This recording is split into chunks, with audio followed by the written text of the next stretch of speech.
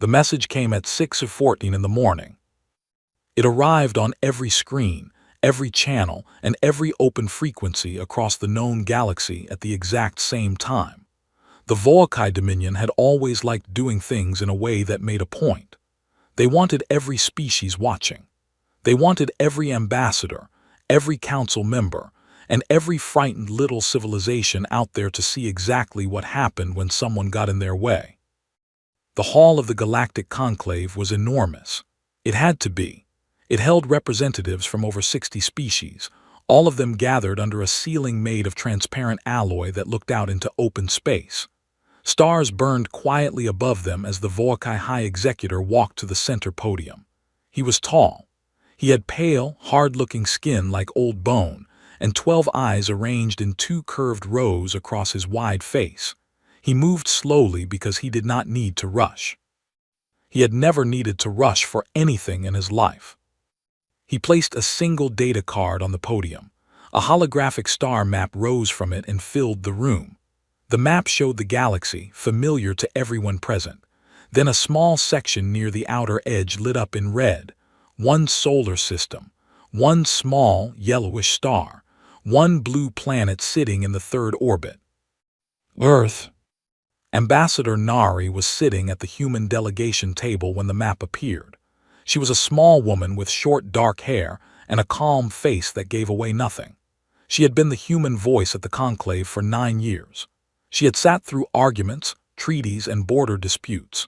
She had smiled at species who looked down at her and shaken hands with ones who thought humanity was barely worth the trouble of acknowledging.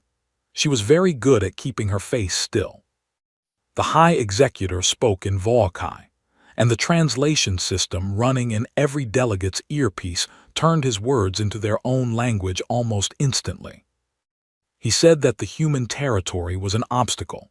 He said Earth sat directly in the path of the Dominion's planned expansion corridor. He said that the Volcae had been patient for a long time, and that patience had now run out. He presented the formal declaration of war in clear, simple language. Humanity had 72 cycles to surrender completely, to open their space to Volcae control, and to accept terms that would be delivered upon their compliance. Or, he said, there would be nothing left to accept terms. He picked up his data card, turned, and walked back to his seat without looking at Nari once. The room was very quiet. Other ambassadors glanced at Nari sideways. A few looked at her with something close to pity. The Volcae had never lost a war. They had absorbed 16 civilizations into their dominion over 400 years. Some of those civilizations had been far larger and far older than humanity. None of them had survived with their independence. Most had not survived at all. Nari looked at the red glow still sitting over Earth's solar system on the holographic map. Then she raised her hand and asked, in a polite and even voice, whether she could be excused to relay the message to her government. The conclave chair said yes. She walked out of the hall at the same calm pace she always walked. The doors closed behind her. She went to the small private communications room assigned to the human delegation, sat down, and opened an encrypted channel to Earth. It was early morning in Seoul. The UEDF command center sat deep underground, beneath the Old Han River district, buried under so many layers of concrete and shielded alloy that not even a direct orbital strike would reach it on the first hit. The walls were lined with screens. The center of the room was taken up by a long table covered in holographic displays showing fleet positions, energy readings, and star charts that most civilians would never get to see. Commander General Yuna was standing at the far end of the table when the message came in. She was not a large woman, but she carried herself in a way that made the room feel smaller when she was in it. Her hair was pulled back tight. Her uniform had no decorations on it because she had never seen the point of decorations. The people in this room knew what she had done. She did not need metal pins to remind them. Diho stood to her left. He was her second in command, a broad-shouldered man who had come up through the infantry before anyone thought to put him in front of a strategy table. He was the kind of man who could look at a battlefield and see it the way most people looked at a chessboard. He read the declaration aloud from the screen in front of him in a flat, steady voice. The room went quiet when he finished. Nobody moved. Nobody spoke. Every officer in that room had spent years preparing for a moment exactly like this one, and now that it was here, there was a strange stillness to it, like the second before a thunderstorm breaks. Yuna set her coffee cup down on the edge of the table. She looked at the message on the screen. She looked at the Voakai seal at the top of it, red and formal. She looked at the countdown timer in the corner, already running, 72 cycles ticking down in small, steady numbers. She breathed out slowly through her nose. Then, very quietly, she smiled. It was not a happy smile exactly. It was the smile of someone who had been sitting in a waiting room for 30 years and had just heard their name called. Finally, she said. And the room exploded into motion. Not panic, not shouting. Clean, fast, practiced motion. Officers moved to their stations. Screens changed. Channels opened. Every person in that room had a job, and they had rehearsed it so many times that their hands moved before their minds had to think. Diho was already pulling up fleet coordinates. The ships out beyond Pluto, sitting dark and cold and silent in the deep black, were receiving the activation signal. One by one, across the outer solar system, powered-down warships began to wake up. Running lights blinked on. Engines warmed from nothing to a low thrum. Hundreds of them, ship after ship coming alive in the dark. Yuna walked to the main display. The fleet markers were lighting up across the screen like stars appearing at dusk. She pressed the open channel button. Her voice went out to every ship, every crew, every soldier who had been waiting just as long as she had. All units, she said, they came to us. Let's remind them why that was a mistake. Hana found the anomaly at 4 in the morning. She had not slept. She never slept much when there was something in the data that did not sit right, and right now almost everything in the data did not sit right. She was the best xenolinguist in the UEDF intelligence division, which meant she spent most of her time listening to things that were not meant to be heard. She had a small desk in a room full of servers and cold air and the quiet hum of machines working through the night. Empty cups were stacked beside her keyboard. Her eyes were red at the edges. The anomaly was buried inside a Voakai Fleet Command transmission, scrambled and bounced across 3 relay points to make it hard to trace. She had been picking it apart for 2 hours. When she finally got it clean and ran it through the translation engine, she leaned back in her chair and read it twice. It was a message between 2 Voakai fleet admirals. They were not talking about strategy. They were not talking about weapon loadouts or approach vectors.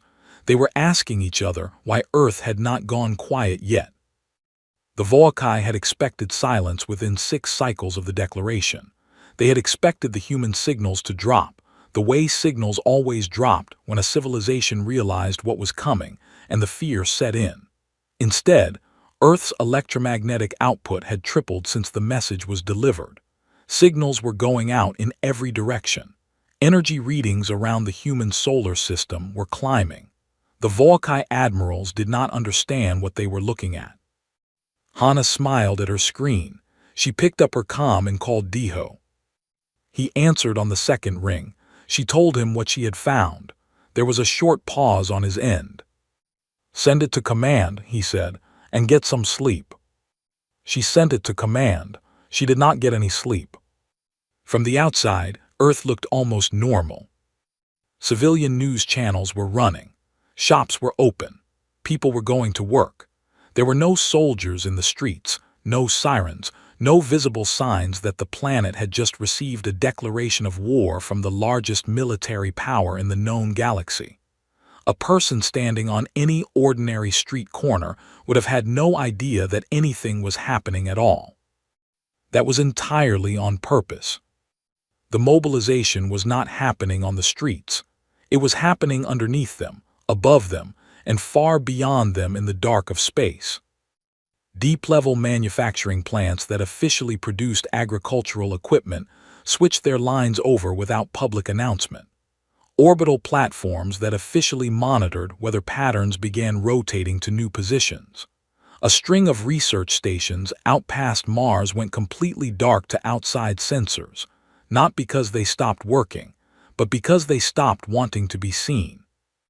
Myra had been on the bridge of the UES, undying for 6 hours when Tiang finally told her to stop staring at the viewport.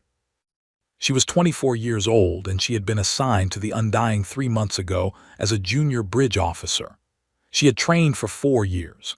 She had scored high enough on every test they put in front of her to earn a posting on a ship like this one.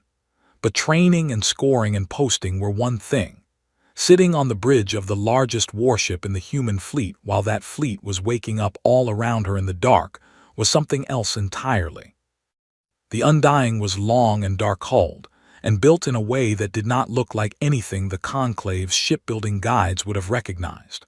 Most species built warships that looked like warships, with visible weapon arrays and heavy forward armor and shapes that communicated clearly what they were. The Undying did not look like anything in particular. It looked like a piece of space that had been folded wrong. Tiang stood at the center of the bridge. He was not a tall man, but he was a very still one, the kind of still that came from spending 20 years making decisions that other people's lives depended on.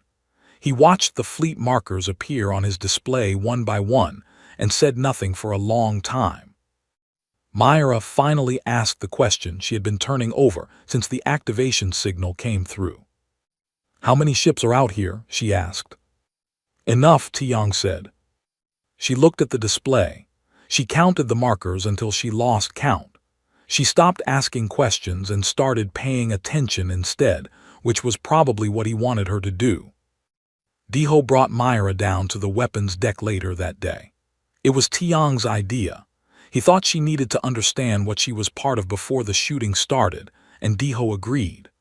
The weapons deck was deep in the ship, past 3 security checkpoints, in a part of the hull that was wrapped in so much dampening material it felt quieter than anywhere else on board. Sung-ho was there waiting for them. He was a short, stocky man with grease on his forearms, and the look of someone who had not fully separated himself from whatever problem he had been thinking about before they arrived. He shook Myra's hand and immediately began talking. He showed her the primary weapon systems, not in a proud way exactly, more the way a person showed someone a tool they had spent a long time making sure would work. He explained, in plain language, what each system did, and why it was different from anything the Volcae or any other species in the Conclave had seen before. Every other species in the galaxy had built their weapons technology from a shared foundation. Hundreds of years ago, the Conclave had circulated basic defense and propulsion frameworks as a gesture of unity. Almost everyone had used them. Almost everyone had built upward from the same starting point. It meant that across the galaxy, weapons and shields and propulsion systems were all variations on the same original design. Humanity had looked at that framework, studied it politely, and then gone home and built something completely different. "Why?" Myra asked. Sung-ho looked at her like the answer was obvious. "Because if everyone builds from the same base, everyone's weapons work on everyone else's shields," he said. "We didn't want that. We wanted our own." He walked her past a row of launcher assemblies that were unlike anything in any Conclave weapons catalog. He explained how the targeting system worked by thinking about a problem the way a human soldier would think about it, not the way a computer running Conclave standard algorithms would. Chaotic, adaptive, hard to predict. Every other species in this galaxy evolved away from violence, Sung-ho said, patting the side of one of the launchers like it was an old friend. "We didn't. We just got better at it." Myra stood there in the quiet of the weapons deck and felt something shift inside her. Not fear. Something heavier than fear and more serious. She was beginning to understand what this fleet was. She was beginning to understand what humanity had quietly been building for 30 years, while the rest of the galaxy looked at Earth and saw something small. The Volcae advance scouts found the fleet formation at the edge of the solar system at the end of that same long day. Their sensors swept the area, registered the contacts, and then went on registering them for a long time because the number kept being too high to process quickly. 400 warships, sitting in a deep space battle configuration so large that the scout vessel's pilot had to widen his sensor range 3 times before he had the full picture. Dark-hulled, powered up, waiting. He transmitted the report back to Volkai Fleet Command. The channel went quiet for 6 full minutes. Then a response came back, short, and with something in the phrasing that the Volkai almost never put in military communications. Uncertainty. They were already ready, the message said. Back on Earth, in the underground command center, Yuna read the intercepted transmission that Hana had pulled from Volkai channels. She set it down on the table and looked at the star map in front of her, at the 400 bright markers sitting patient and still beyond Pluto. She picked her coffee back up. "Good," she said quietly. "Let them think about that for a while." They came in a straight line. That was the first thing Myra noticed when the Volkai warning fleet appeared on the bridge display. 200 ships, moving in a tight, organized formation, pointed directly at the human fleet like a finger being pressed into a chest. It was deliberate. It was meant to look the way it looked. The Volkai had been doing this for 400 years, and they knew exactly what the sight of 200 warships moving in perfect order did to the people watching them come. Myra watched them come. Her hands were flat on her station console. Her breathing was steady because she was making it steady on purpose. Tiang stood at the center of the bridge and looked at the display for a long time without speaking. The rest of the bridge crew worked quietly around him, running checks, confirming readings, doing the 100 small necessary things that had to happen before a battle. Nobody was talking above a low murmur. The Undying felt like a room where everyone was thinking very hard. Myra looked at Tiang. He had not moved. He was watching the formation the way someone watched a fire, steady and without hurry. She asked him if he was afraid. He was quiet for a moment. He did not look away from the display. "No," he said, "I'm focused. There's a difference." She turned back to her console and tried to understand the difference. By the time the Volkai fleet crossed into engagement range, she thought maybe she did. The Volkai opened with their standard opening move.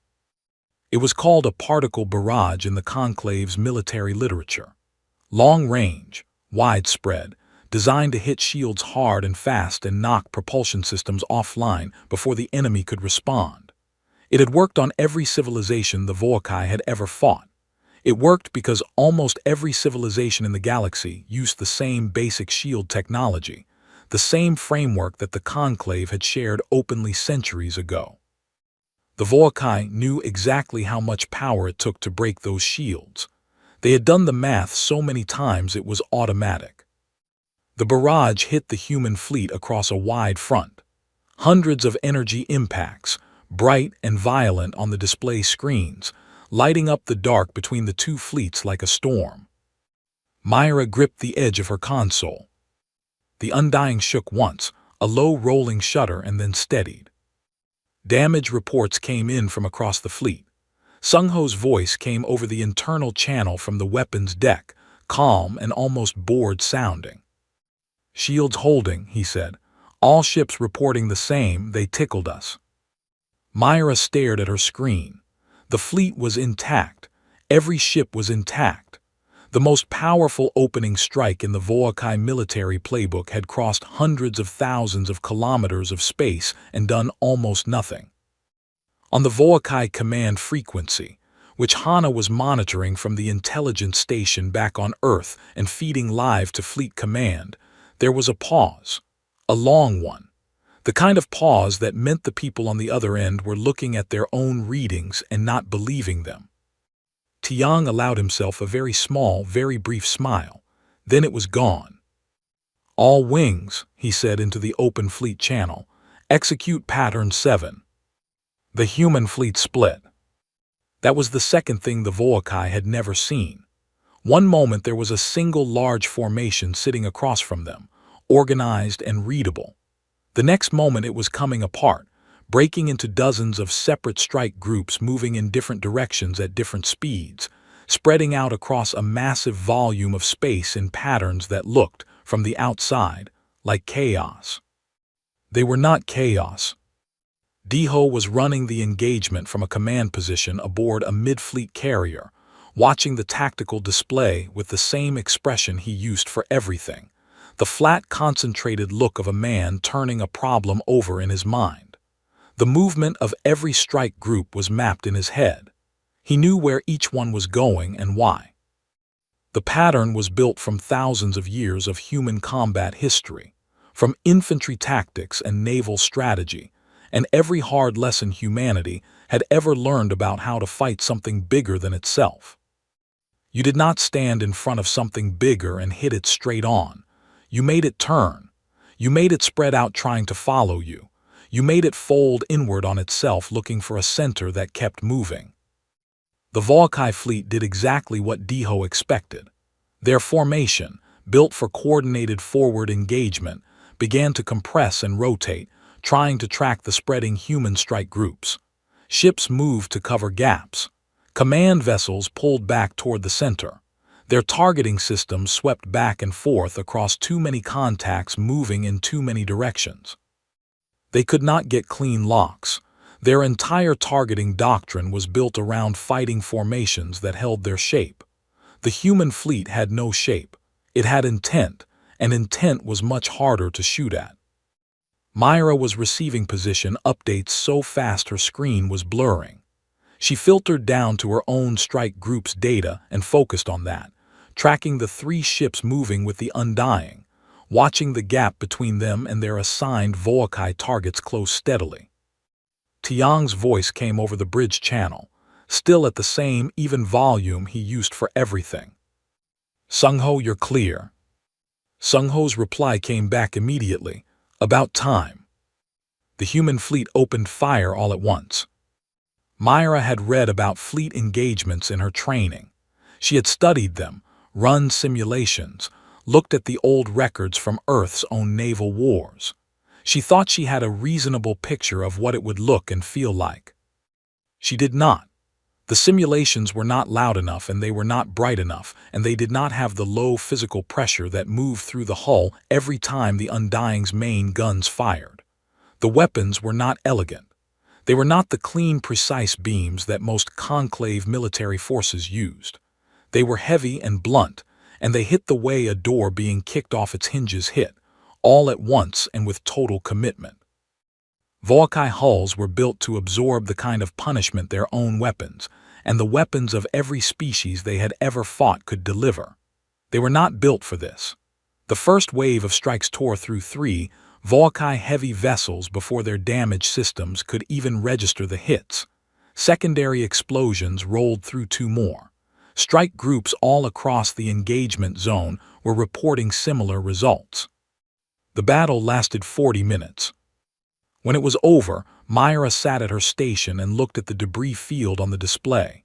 Pieces of Volkai ships drifted slowly across the space where the formation had been. 11 vessels had broken and run, their drives pushed to maximum, heading back the way they had come. Everything else was debris. 200 ships. 11 survived. Diho pulled the casualty numbers for the human fleet and read them quietly. 3 ships destroyed, 9 damaged, all repairable. He sent the numbers to Yuna without a comment. On the bridge of the Undying, nobody cheered. Tiang stood at the center of the room and looked at the display for a long time, and then he asked for a full damage report and started going through it line by line. The crew went back to work. Myra sat still for a moment. She had expected to feel something simple. Pride, maybe, or relief. What she felt was harder to name. It sat somewhere behind her sternum, and it was heavy and serious and had no easy word attached to it. She thought about the 11 ships that had run. She thought about them carrying their report back to whoever sent them. She thought about what happened next. In the Volkai Command Center, deep inside their advanced fleet carrier, the High Executor received the battle report from the surviving ships. He read it once, He read it again. He set it down on the surface of his command table and looked at it the way a person looked at something they had found on the ground and could not identify. He had never read a report like this in 400 years of warfare. He was quiet for a long time. Around him, his staff waited. Nobody spoke. Outside the viewports, the stars were the same as they had always been. Nothing had changed and everything had changed, and the high executor sat in his chair and tried to find a word for what he was feeling. He found one eventually. He said it out loud in Voakai, low and slow, and later, when Hana translated the recording of the room, she would sit back from her screen and laugh quietly to herself. What he had said, translated simply, was, "What are these things?" The Voakai did not wait long. 20 cycles after the warning fleet was destroyed, the full Voakai war armada began to move. Every sensor array humanity had placed in deep space picked it up at the same time. The readings came into the command center in Seoul in a steady stream, and Diho stood at the main display and watched the numbers climb and kept his face very still while he did it. 1,400 vessels. It was the largest single military force assembled in the modern galactic era. Species across the conclave watched the armada depart on their own long-range sensors and went very quiet. A few began drafting messages to Earth. Not warnings, not offers of help, condolences. They were the kind of messages you wrote when something terrible was already decided, and all that was left was to acknowledge it. Nari, still at the conclave station, received 3 of them before the day was out. She read each one, replied politely, and did not mention that back home, Yuna had stopped watching the armada's departure and had already moved on to the next phase of something she had been planning for 20 years. Yuna called Diho into the private briefing room off the main floor that evening. She pulled up a star map on the small table between them and pointed to the route the Voakai armada was taking. It was a long route. Deep space transit between Voakai territory and the human solar system took time, even for a fleet moving at full speed. They had cycles before contact. Then she moved her finger to a different part of the map, not the armada's route, behind it. "They've emptied their home system to build that fleet," she said. "Every heavy combat vessel they have is in that armada. What's left behind is logistics, supply stations, fuel depots, communication relays." She looked at Diho. "The chain that keeps 1,400 ships fed and connected across light years of space." Diho looked at the map for a moment. "You want to cut the chain," he said. "I want to burn it," Yuna said. She told him the plan. A separate fleet, assembled from ships that had been sitting in dark space even further out than the main force, ships so cold and still that even the Voakai's best sensors had never found them. That fleet would not go to meet the armada. It would go the other way, into Voakai territory, directly to the infrastructure that was keeping their 1,400 ships alive and coordinated across the void. Diho would command the strike fleet. Tiang and the Undying would lead it. "If the armada loses its supply lines while it's in transit," Diho said slowly, "it starts to die on its own." "And we don't have to fight 1,400 ships," Yuna said. "We just have to hold what we have long enough for them to fall apart." Diho looked at the map for another long moment. Then he nodded once, the way he always nodded when he had already decided and just needed a second to close the door on every other option. "When do we move?" he asked. "You already are," Yuna said. Myra found out about the strike mission when Tiang told the full bridge crew at 600 the next morning. He laid it out in plain language without drama.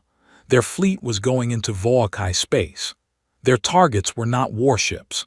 They were the stations, depots, and relay points that the armada depended on. The goal was disruption, not destruction of lives where avoidable. Get in, take apart the infrastructure, get out. He asked if anyone had questions. Nobody did. The crew went back to their stations. Myra sat with it for a while. Going into Volcae territory felt different from waiting in the outer solar system. Waiting had a kind of safety to it even when it didn't, the safety of familiar ground underfoot. This was something else. This was going somewhere that belonged to something that had just sent 1,400 ships to erase her planet. She thought about saying something to Tiang.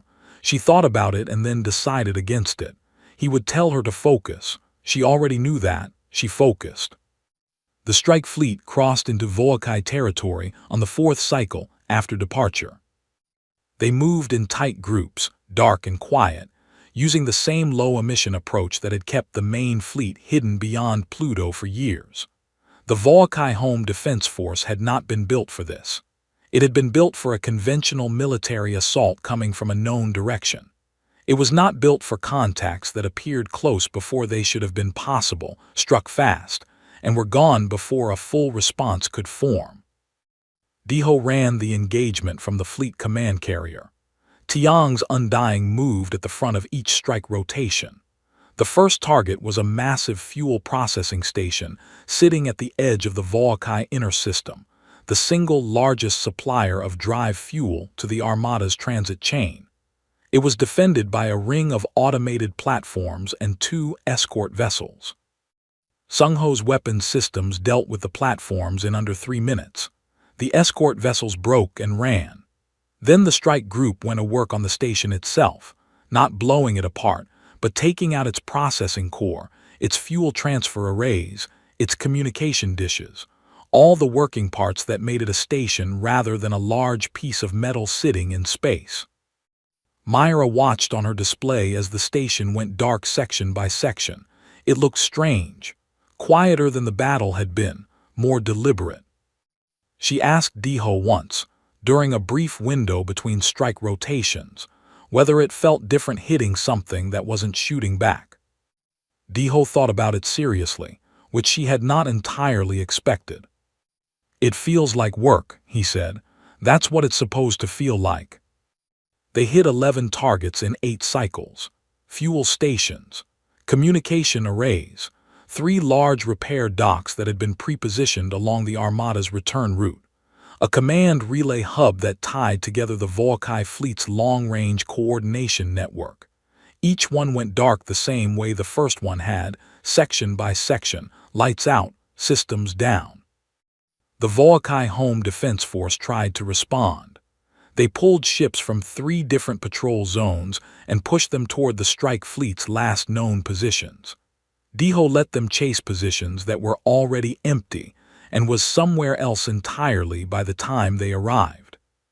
Back at the edge of the human solar system, Yuna was doing exactly what she had said she would do, holding. The Volcae Armada was still in transit, still enormous, still coming. But the reports filtering back through the intelligence channels showed something changing inside it. Supply requests going unanswered. Communication windows that should have opened and didn't.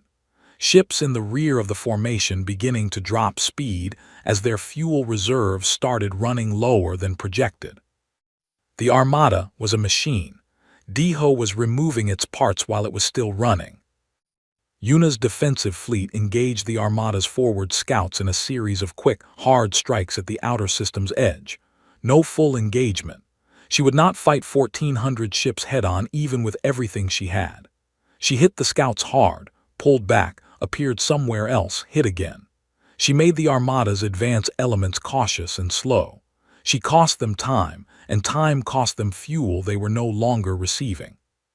At the Galactic Conclave, things were becoming difficult for Nari. 3 Volcae allied species demanded an emergency session. They stood before the full assembly and accused humanity of disproportionate aggression. They said the strikes on Volcae infrastructure went beyond defense. They said the conclave had to intervene.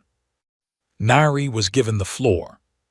She stood at the podium and looked out at 60 species watching her, some afraid, some angry, some curious, and she spoke in the same calm voice she always used, the one that gave away nothing except that she was absolutely certain of what she was saying. She talked for 20 minutes. She used history. She used numbers. She explained what the Volcae Armada would do to Earth if it reached the solar system intact, and she explained what humanity was doing to prevent that, and she explained why every choice her people were making was designed to end the war faster and with fewer dead on every side than any other option available. She did not apologize. "We did not begin this," she said at the end. "We are ending it as efficiently as we know how, and we know how very well." The conclave did not intervene. On the 8th cycle of the strike campaign, Diho's fleet completed its last objective and turned for home. Sung-ho walked the weapons deck doing a quiet inventory. Tiang stood at his viewport on the bridge and looked back at the direction they had come from, at the Volcae space they were leaving behind them. 11 targets, dark, gone, done. He opened a channel to Yuna. "The lights are out," Diho said. Yuna's voice came back after a short pause. She sounded the same as she always sounded, level and clear, and giving nothing away. But Myra, standing at her station on the bridge, thought she heard something underneath it. Something like the exhale of a person who had been holding their breath for a very long time. "Then let's go knock on their door," Yuna said. The Volcae Armada was dying slowly, and it knew it. It was still enormous. Even fractured and starving for fuel and cut off from its relay network, 1,400 warships moving through space was a sight that had no equal in the modern galaxy. But a fleet was not just ships. It was the people running them, the fuel feeding them, the communication lines tying them together into something that thought and moved as one. Strip those things away and what was left was not an armada. It was a crowd. A very large, very dangerous crowd that was beginning to lose its shape. Yuna watched the armada's cohesion deteriorate on the main display in the Seoul Command Center.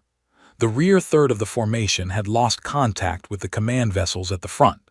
Ships that should have been moving in coordinated patterns were bunching, drifting, slowing. The great forward push that had looked so certain 20 cycles ago was becoming something that looked, to a trained eye, like controlled confusion becoming something less controlled. She gave the order to stop holding and start pushing. The defensive fleet that had been bleeding the Armada's advance elements for days hit the forward formation with its full weight. At the same time, Diho's strike fleet came out of its return transit and swung wide around the Armada's flank, cutting off the retreat corridor. The Armada was between them, in front, behind, and on both sides. Not surrounded, not yet, but close enough that the difference was academic. The High Executor's flagship was in the Armada's center, which had felt like the safest place when the transit began, and now felt like the inside of a closing hand. He had been awake for 30 cycles. His staff had stopped giving him reports that started with good news because there was no good news to start with. Fuel reserves across the fleet were at levels that should not have been possible this early in a campaign. The communication network that was supposed to tie his fleet together was full of gaps and silences where relay stations used to be. Ships in the rear were requesting instructions they could not receive. Ships in the front were taking damage they could not repair because the repair docks behind them were dark and empty. He had sent 1,400 ships to remove a small, quiet civilization from the edge of galactic space. He had done it with the same calm certainty he had brought to 16 other campaigns across 4 centuries. He had read the reports on humanity.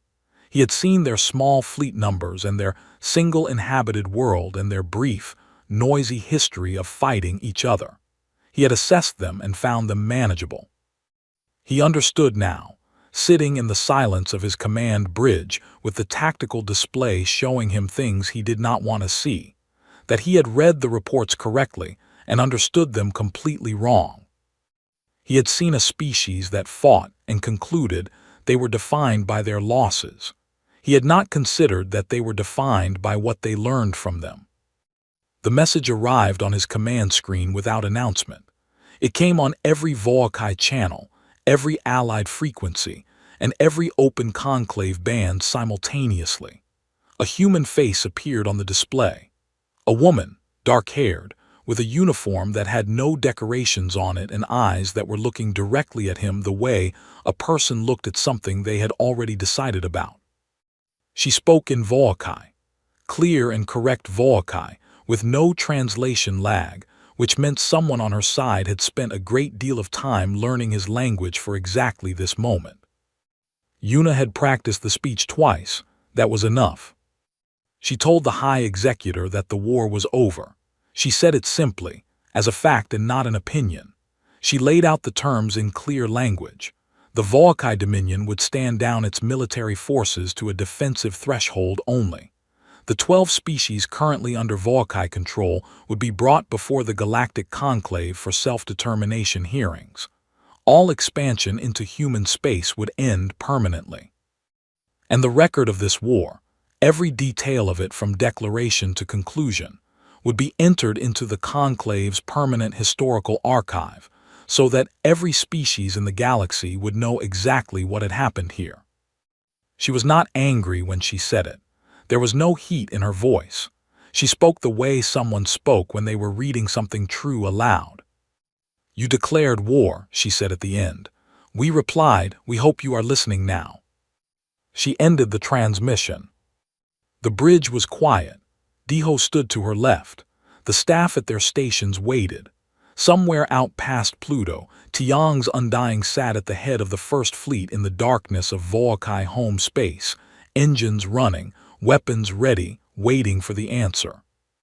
The High Executor sat with the terms for a long time. He was not a creature who surrendered. His people had not surrendered in 400 years because they had not needed to. The concept lived in their language as something that happened to others, to the smaller and the weaker and the ones who had not prepared well enough. He turned the word over now and found it fit in his mouth in a way he had not expected, not comfortably, but accurately. He thought about the declaration he had sent 61 cycles ago. He thought about how certain he had been. He thought about the small woman who had received it at the conclave table and asked politely to be excused to pass the message along. He thought about the signal that had come back. Finally, he understood now what that word had meant. It had not been relief. It had not been fear mislabeled. It had been the sound of something that had been waiting patiently for a very long time finally being allowed to move. He authorized the surrender. Nari was at the conclave podium when the confirmation came through. The room had been in session for hours, tense and loud, with species arguing over outcomes and implications, and what the end of this war meant for the balance of power across the galaxy. When the official Volkai surrender signal registered on the conclave's central system, the room went silent the way rooms only went silent when something happened that nobody had a prepared response for. Nari looked at the confirmation on her screen. She looked up at the 60 species watching her. She saw wariness in a lot of faces. She saw something close to awe in a few. She saw one ambassador near the back who was doing mental calculations very quickly about everything he had assumed about humanity up until about 10 minutes ago. An ambassador near the front leaned forward and asked her quietly whether her people had ever truly been afraid. Nari thought about it honestly, the way the question deserved. "Of course we were," she said, "but we were ready. We have been ready for a long time. We just did not want to be the ones who started it." She closed her screen and began gathering her things. There was paperwork to file. There were peace documents to draft. There was a great deal of quiet, careful work ahead, and she was good at quiet, careful work. Myra stood at the viewport on the bridge of the Undying and looked down at the Volkai homeworld below. It was large and pale gold in color, wrapped in thin white cloud, not so different from other worlds she had seen on maps and screens. It looked, from up here, like something that could be reasoned with, like something that had simply made a very serious mistake. Tiang came to stand beside her. For a while neither of them said anything. She asked him the question she had been carrying since the beginning. She asked why it had come to this at all. Why not talk? Why not negotiate? Why had 30 years of trying to be seen by the galaxy ended with a war instead of a conversation? Tiang was quiet for a moment. He looked at the planet below them. "We tried," he said. "For 30 years we sent people in signals and proposals. We asked to be included. We asked to be heard." He paused. "They looked at us and saw something they could remove, something too small and too noisy to matter." Another pause. "Sometimes the only language something understands is the one it speaks first." Myra looked at the planet for a while longer. Then she looked at the stars beyond it, at the enormous quiet of space in every direction, at the galaxy that had watched all of this happen, and was now going to have to decide what it thought about humanity going forward. She thought that was probably going to be an interesting conversation. The command center in Seoul was almost empty by the time Yuna came back to it. The war was over.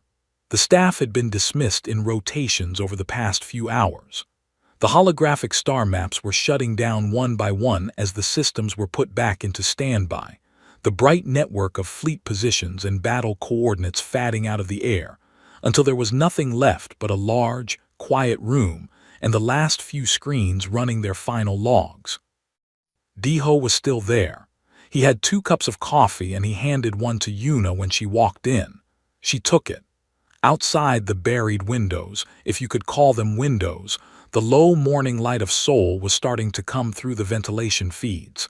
Somewhere above them the Han River was catching it. They stood there for a moment without speaking, which was something they had always been comfortable doing. So Diho said, "What now?" Yuna looked at the last star map still running on the far wall. The galaxy, wide and deep and very quiet. All those species out there recalibrating what they knew.